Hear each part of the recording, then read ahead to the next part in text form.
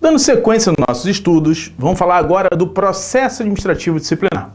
No bloco anterior, estávamos falando sobre a sindicância e os meios de apuração, conforme a gente vai voltar no slide aqui, não é isso? Então estávamos falando sobre essa forma e o procedimento do prazo da sindicância, quais são as penalidades que são aplicadas.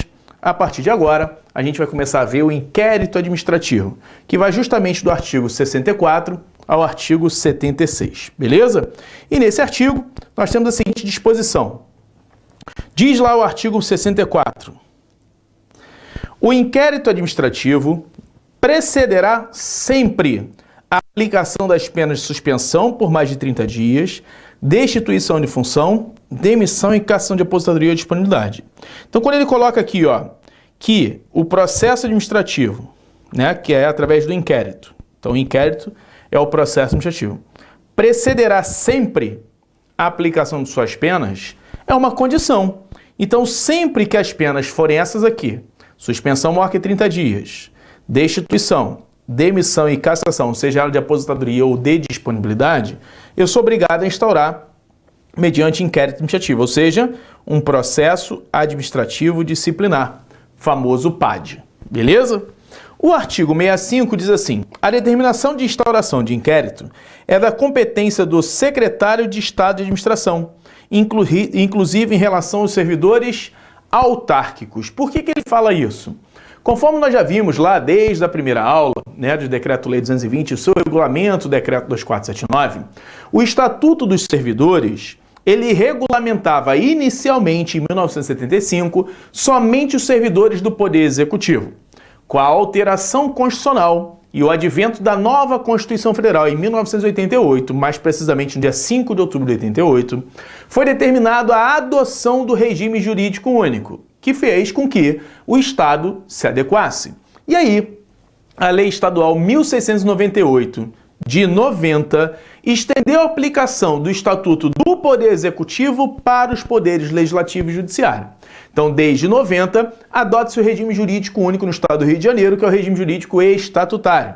E com isso, o Estatuto não foi todo alterado, foi mantido. Então, nem sempre, quando eu faço um concurso, por exemplo, para o TJ, ou para a Assembleia Legislativa do Estado do Rio de Janeiro, ou para o Tribunal de Contas do Estado do Rio de Janeiro, eu vou ter que estudar dessa forma e vai ser essa forma. Na prática, pode haver uma modificação. Só que, para fins de prova, quando ele se referir à literalidade do Estatuto, vai estar dessa forma. Beleza?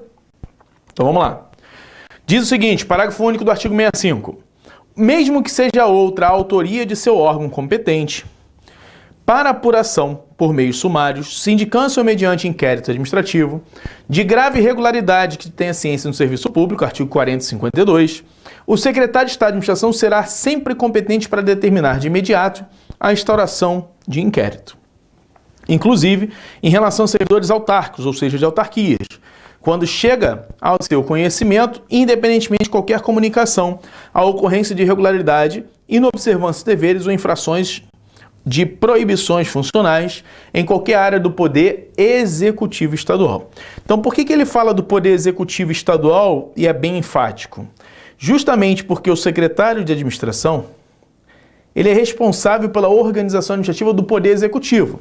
Se o seu concurso for do Legislativo ou do Judiciário, vai ter uma regulamentação própria determinando que é a autoridade competente.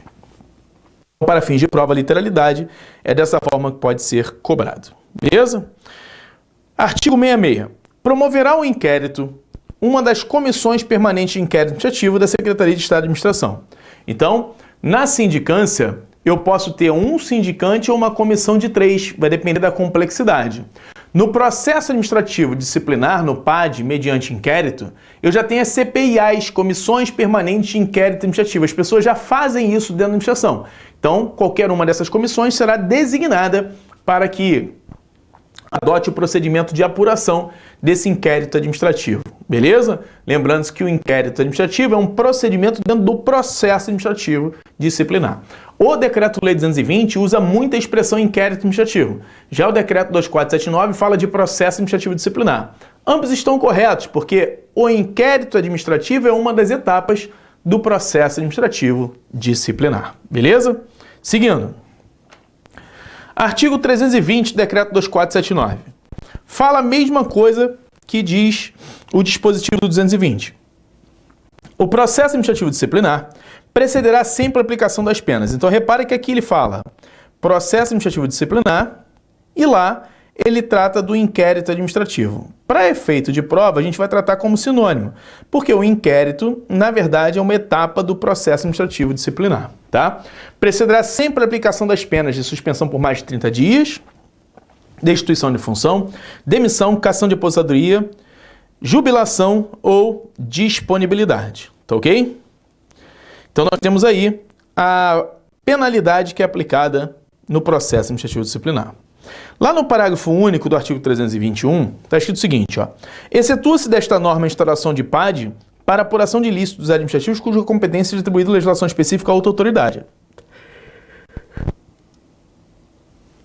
Por exemplo, no Estatuto do Policial, Decreto-Lei 218, eu tenho outra autoridade porque é uma lei específica, prevalece sobre essa. Se não tiver outra lei específica, vai manter-se a regra geral do artigo 321, que é o secretário de administração, o competente para fazer a apuração. Beleza? Artigo 322. Promoverá o processo uma das comissões permanentes de inquérito administrativo e Secretaria de Administração. Parágrafo único. Não se aplica a regra estabelecida nesse artigo aos casos previstos no parágrafo único anterior. Ou seja, se ele tiver uma legislação específica, não vai ser alguém da comissão de Secretaria de Administração, mas sim do órgão específico. No caso aqui da Polícia Civil, como ela tem estatuto próprio, vai ser uma comissão permanente de inquérito administrativo dentro do estatuto da Polícia Civil. E no TJ vai estar de acordo com a consolidação normativa, por exemplo. Voltando para o Decreto-Lei 220, artigo 67. Se de imediato ou no curso do inquérito administrativo ficar evidenciado que a irregularidade envolve crime, a autoridade instauradora ou o presidente da comissão a comunicará ao Ministério Público. Parágrafo único. Quando a autoridade policial tiver conhecimento de crime praticado por funcionário público com violação do dever inerente ao cargo ou com abuso de poder, fará comunicação do fato à autoridade administrativa competente para instauração de inquérito cabível. Então, o que acontece aqui é o seguinte: se o policial tiver um conhecimento de um fato ilícito, chegou até a sua delegacia uma comunicação de crime envolvendo um agente público, ele deve comunicar-se imediatamente com o órgão competente para que adote o procedimento de apuração. E a mesma coisa vai acontecer ao contrário. Se a autoridade administrativa constatar um crime, vai comunicar o fato ao Ministério Público. Alexandre, por que ele comunica o fato ao Ministério Público e não à autoridade policial? Porque o titular da ação penal é o Ministério Público. É ele que oferece a denúncia. O inquérito policial, inclusive, ele nem é obrigatório. Se eu já tiver autoria e materialidade, para que vai ter inquérito policial? O Ministério Público pode estar convencido e oferecer a denúncia diretamente. Então é só por isso que a autoridade administrativa, ao constatar algum ato ilícito, criminal, penal, comunica o fato ao Ministério Público. E a autoridade policial, quando constatar que o crime foi cometido por um funcionário público estadual, comunica ao órgão para que seja dotado um inquérito administrativo cabível. Beleza? É o que está determinando a legislação. Artigo 68. O inquérito deverá estar concluído no prazo de 90 dias. Então, esse dispositivo é importante, né? Enquanto que a sindicância tem que estar concluída em 30 dias, o inquérito administrativo, ou seja, o PAD, em 90 dias. Contados a partir do dia em que os autos chegarem à comissão, prorrogáveis sucessivamente por períodos de 30 dias. Em caso de força maior, a juízo do secretário de administração até o máximo de 180 dias. Então, ele é 90, prorrogáveis por mais 30. 90 mais 30 significa dizer que ele vai ter 120. Mais 30 vai ter 150. Mais 30 vai ter 180. Então, ele pode ser inicialmente de 90, mais 3 períodos de 30, não podendo exceder 180 dias. Parágrafo 1º do artigo 68. A não observância desses prazos não acarretará nulidade do processo, ou seja, caso não seja cumprido os 90 dias, mais 30, mais 30, mais 30, excepcionalmente, o processo não é nulo, tá? Ele tem a validade dele. Importando, porém, quando não se tratar de sobrestamento, ou seja, suspensão do feito, em responsabilidade administrativa dos membros da comissão. Então, o membro da comissão vai ser responsabilizado, mas o processo não é nulificado, ele é válido, ele se mantém os seus efeitos. Parágrafo 2º.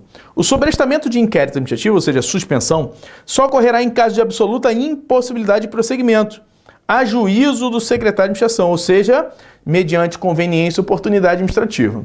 Alexandre, como assim impossibilidade de prosseguimento?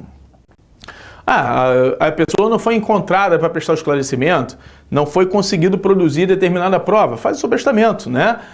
Se entende que foi ele, tem vários outros indícios que foi ele, mas eu não consegui comprovar, porque ou a testemunha sumiu, desapareceu, ou o fato desapareceu ali, né? Ou alguma prova contundente, e eu vou fazer o sobrestamento do feito, porque eu não tenho como prosseguir para imputar ele uma responsabilização. E também não posso inocentá-lo porque ele não é inocente.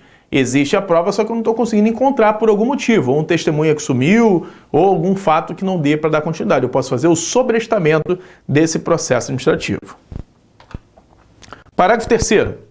Em se tratando de abandono de cargo, o inquérito deverá estar concluído no prazo de 60 dias, contados a partir de chegada dos autos à comissão, prorrogar por 2 períodos de 30 dias cada um a juízo do secretário. Então, no caso de abandono de cargo, o procedimento aqui é sumário. Se não for por abandono de cargo, o procedimento é ordinário. Então, quando ele chama, nesses 90 dias aqui, é por inquérito administrativo ordinário.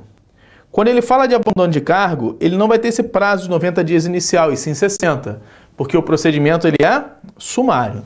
Então, sumário, tratando-se de abandono de cargo, ordinário, quando se trata dos demais casos, que for suspensão maior que 30 dias, destituição de função, demissão, cassação de aposentadoria e cassação de disponibilidade. Beleza?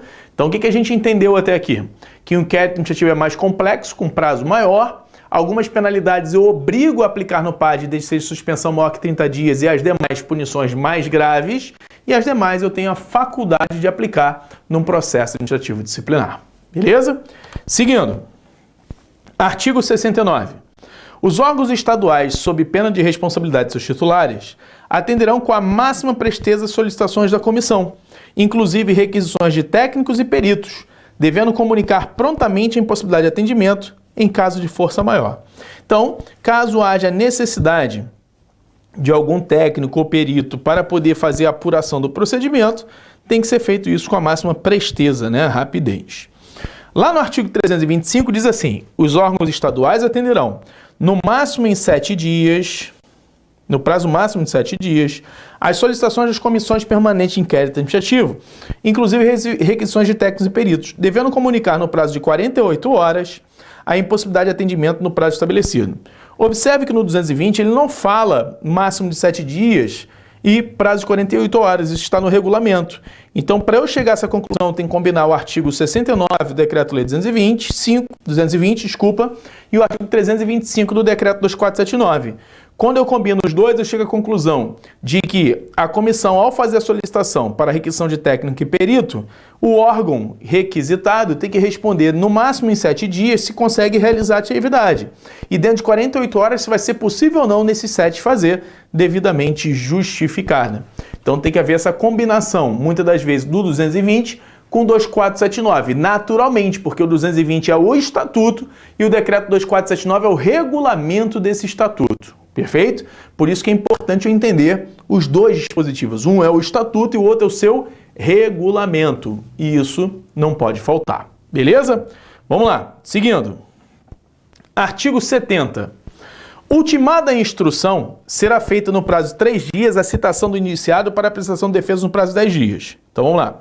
Instrução é a segunda etapa do inquérito administrativo. Então nós temos aí a instauração, o inquérito e o julgamento. Dentro do inquérito, eu tenho lá, que é a segunda fase, a instrução. Essa instrução, depois de feita, vem o relatório. E depois desse relatório, eu tenho que apresentar junto à comissão para que seja tomada a decisão. Então, eu tenho instrução, defesa e relatório.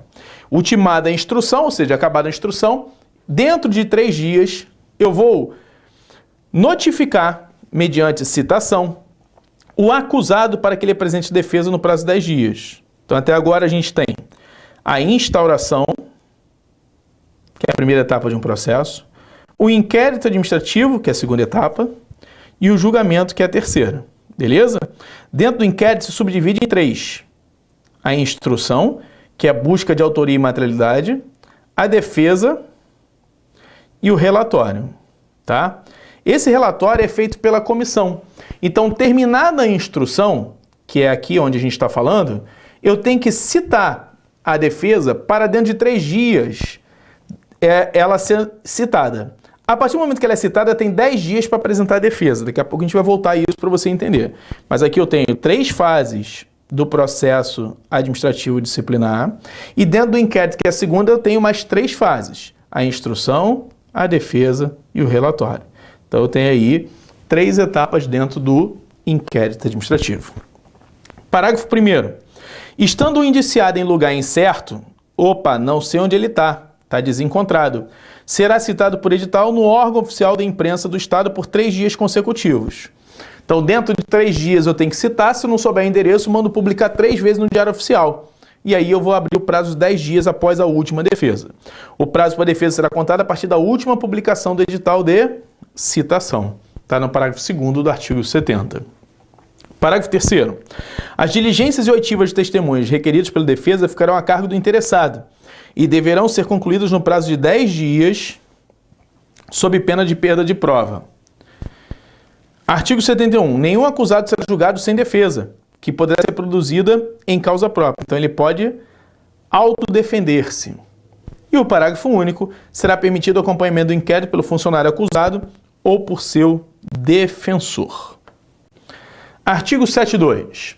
Em caso de revelia, ou seja, quando ele não comparecer após a regular citação, o presidente da comissão designará de ofício um funcionário efetivo que seja bacharel em direito, para defender o indiciado. Então ninguém pode ficar sem defesa. Os princípios do contraditório e da ampla defesa, que são princípios constitucionais, serão obedecidos inclusive nos processos administrativos. Então, caso ele tenha sido citado e não apareceu regularmente para apresentar sua defesa, a revelia vai ser decretada, mas vai ser escolhido, né? Ele chama de designado, de ofício, alguém para fazer a defesa. Beleza? 73. Concluída a defesa, a comissão opinará sobre a inocência ou sobre a responsabilidade do indiciado, em relatório circunstanciado, que deverá ser concluído no prazo de 60 dias contado do encerramento da defesa. Então você tem aí a instrução, terminada a instrução, dentro de 3 dias tem que citar para a apresentação de defesa. A defesa tem 10 dias para apresentar e uma vez apresentada, dentro de 60 dias deve ser feito o relatório dizendo se ele é inocente ou se ele vai ser responsabilizado. Artigo 74. Recebido o processo, o secretário de Estado de Administração proferirá a decisão no prazo de 20 dias. Obviamente, se ele for competente, né? Ou submeterá no prazo de 8 dias ao governador do Estado para que julgue nos 20 dias seguintes ao seu recebimento. Então, se o próprio secretário pode aplicar a pena, se, por exemplo, não é uma pena de demissão, ele aplica dentro de 20 dias após o recebimento do relatório circunstanciado. Se não for ele competente, não tem problema. Dentro de 8 dias ele encaminha para o governador e o governador aplica essa sanção. Lembrando que todo esse procedimento é quando acontece no Poder Executivo. Quando ele vai para outro poder, tem regulamentações próprias. Vem comigo. Parágrafo 1º. A autoridade julgadora decidirá à vista dos fatos apurados pela comissão, não ficando, todavia, vinculada às conclusões do relatório.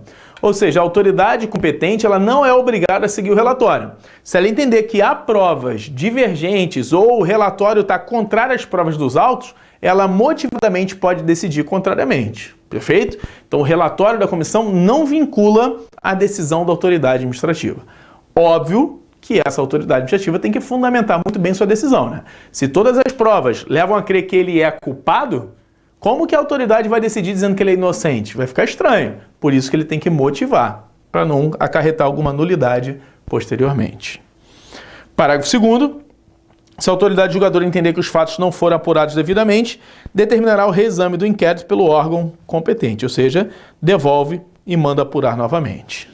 O artigo 75 diz que, em caso de abandono de cargo ou função, a comissão iniciará seu trabalho fazendo publicar por 3 vezes edital de chamado do acusado, no prazo máximo de 20 dias. Então, por abandono de cargo com procedimento sumário especial, publica 3 vezes o edital, já que ele está abandonado, dentro de 20 dias. Artigo 76.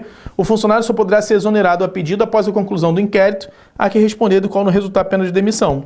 Então, se estiver respondendo um processo, é proibido permitir a exoneração, ou seja, publicar a exoneração. Primeiro tem que aguardar qual vai ser a sanção aplicada para depois ele pedir exoneração. E, obviamente, se ele for demitido, não vai poder ser deferida essa exoneração. Se ele for advertido, repreendido, suspenso, pode ser. Demitido não, porque a demissão gera vacância com caráter punitivo. E aí eu tenho que aguardar o procedimento final para aceitar a exoneração dele. Senão todo mundo que ia responder processo administrativo pedia exoneração. Ia sair sem punição e ficava livre. Não pode isso. Uma vez instaurado o procedimento, fica vedada a publicação da exoneração a pedido do servidor e, naturalmente, de ofício não vai acontecer porque ele está no decorrer ou no decurso de um processo administrativo disciplinar. Então nós temos aí, ó, de uma forma mais gráfica, nós temos o seguinte, ó, o inquérito administrativo, que é a instauração do processo administrativo, feito pelo secretário de administração, e o mesmo vai designar uma comissão permanente de inquérito administrativo. Caso seja crime, é comunicado ao Ministério Público. Quem comunica isso é o próprio secretário de administração ou a autoridade administrativa competente, que pode ser inclusive o presidente da comissão.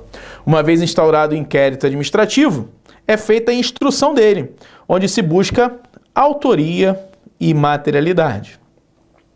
Uma vez buscada a autoria e materialidade, faz-se a citação dentro de 3 dias quando ele estiver em local sabido. Se ele estiver em local incerto e não sabido, publica-se por 3 dias consecutivos em Diário Oficial do Estado do Rio de Janeiro. Uma vez feita a citação, ele tem um prazo de 10 dias para poder apresentar sua defesa. Se ele tiver sido citado e não comparecer, simplesmente é declarada sua revelia e designado um servidor efetivo ou bacharel em direito. Uma vez feita a apresentação da defesa, fica a cargo da própria defesa, dentro do prazo de 10 dias, fazer a oitiva de suas testemunhas, bem como requerer as diligências. Posteriormente, ao receber a apresentação da defesa, a comissão faz o relatório. Então, se perguntar a você quem é que faz o relatório, não é a autoridade, sim a comissão. Esse relatório é um relatório circunstanciado opinativo, pela inocência ou responsabilidade do servidor, ficando a cargo a decisão, dentro do prazo de 20 dias, do secretário de administração. Se o mesmo não for competente, dentro de 8 dias, ele encaminha ao governador e o governador vai ter os mesmos 20 dias para tomar a decisão. Tranquilo? Então isso daí é uma forma gráfica de expressar como funciona o processo administrativo disciplinar. Agora vem comigo que a gente vai ver as diferenças da sindicância e do processo administrativo disciplinar e aí a gente encerra o bloco. Vamos lá? Vem comigo. A sindicância é uma simples averiguação. Então eu vou aplicar as penas menos brandas de advertência, repreensão, suspensão até 30 dias ou multa correspondente. O prazo de duração da sindicância é de 30 dias, podendo ser, em caso de força maior, prorrogado até 8 dias. A comissão da sindicância é de 3 servidores ou apenas um sindicante, e ele faz o relatório apenas expositivo. Não há nenhuma conclusão sobre a culpabilidade ou não. Uma vez feito o relatório, é encaminhado para a assessoria jurídica do órgão da entidade e ela vai ser favorável ao arquivamento. Quando não tiver autoria e materialidade, então faltou um dos dois, ela vai pedir o arquivamento. Quando tiver autoria e materialidade, ela aplica a pena. Se essa pena for superior a 30 dias, ela instaura o processo administrativo disciplinar. Então eu tenho 3 caminhos a seguir, né? Ou eu arquivo a sindicância, quando eu não tenho autoria ou não tenho materialidade ou não tenho ambos, eu aplico a pena quando tenho autoria e materialidade, ou se essa pena for superior a 30 dias de suspensão, eu vou instaurar o processo administrativo disciplinar. Caso em que essa sindicância é dispensada, ou seja, eu não posso instaurar de jeito nenhum, se houver prisão em flagrante do funcionário, se ele tiver sido denunciado pelo Ministério Público ou caso haja abandono de cargo. O que as 3 situações têm em comum? Eu já tenho a autoria e materialidade do fato. E esse fato é grave. então eu não vou instaurar sindicância, porque a sindicância só pode ser aplicada a penalidades mais brandas, por isso que é dispensada. Ou seja, obrigatoriamente eu tenho que instaurar quem? O PAD. Não posso instaurar sindicância nem que eu queira, tá? Obrigatoriamente PAD. Já na sindicância dispensável, eu tenho uma faculdade. Isso quer dizer o seguinte, se eu quiser instaurar a sindicância, eu posso, mas eu tenho que aplicar essas penas num processo administrativo disciplinar, por isso que ela é dispensável, é uma faculdade. Se eu, ao concluir pela penalidade, for suspensão maior que 30 dias ou multa correspondente, demissão, cassação de disponibilidade, cassação de aposentadoria e destituição de função. Por isso que nesses casos a sindicância ela é dispensável. Já o processo administrativo disciplinar é a averiguação mais complexa. Quais penalidades eu posso aplicar? Qualquer penalidade, sendo obrigatória a aplicação no PAD se for suspensão maior que 30 dias ou multa correspondente, demissão, cassação de disponibilidade, cassação de aposentadoria ou destituição de função. Duração do PAD, 90 dias, podendo ser prorrogado por 3 períodos de 30 dias cada um, chegando no máximo a 180 dias. A comissão é composta por 3 servidores e o relatório dessa comissão é expositivo e conclusivo. As etapas do processo administrativo disciplinar ou fases são instauração, mediante portaria, inquérito administrativo e julgamento. Então, eu tenho 3 fases do processo administrativo disciplinar. O inquérito se subdivide em 3 outras fases. A instrução, onde eu busco autoria e materialidade. Terminada a instrução, vamos lá, voltar aqui. Sai daí, rapaz. Terminada a instrução, eu tenho que fazer a citação dentro de 3 dias para a apresentação de defesa. Essa defesa tem que ser apresentada em 10 dias. E essa defesa aqui, ela vai ser apresentada, inclusive, todas as oitivas de testemunhas, bem como as diligências necessárias. Perfeito? Após a apresentação da defesa, a comissão faz o relatório circunstanciado opinativo pela inocência do indiciado ou pela sua responsabilização. Caso haja necessidade de algum tipo de perícia ou algum tipo de servidor, os órgãos estaduais terão um prazo máximo de 7 dias, sendo que em 48 horas, se não for possível, deve comunicar.